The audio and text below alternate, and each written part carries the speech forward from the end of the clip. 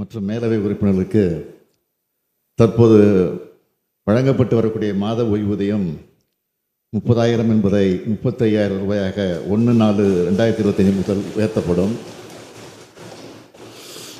தற்போது வழங்கப்பட்டு வரக்கூடிய முன்னாள் சட்டமன்ற பேரவை மற்றும் மேலவை உறுப்பினர் குடும்ப ஓய்வூதியம் மாதம் 15,000 ரூபாய் என்பது மாதம் ஒன்றுக்கு ரூபாய் 17,500 ரூபாயாக உயர்த்தி வழங்கப்படும்.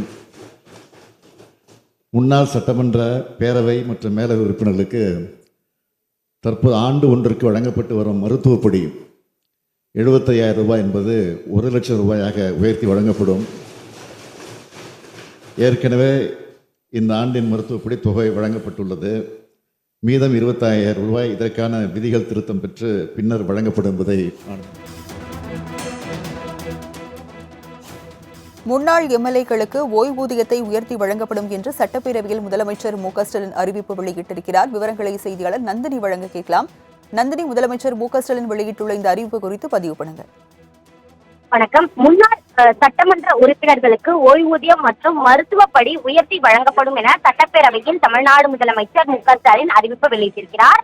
மானிய கோரிக்கை மீதான விவாதத்தில் பேசிய சட்டமன்ற உறுப்பினர் பிச்சாண்டி, முன்னாள் சட்டமன்ற உறுப்பினர்களுக்கு ஓய்வூதியம் உயர்த்தி வழங்க வேண்டும் என கோரிக்கை வரப்பெற்றதாக கூறினார்.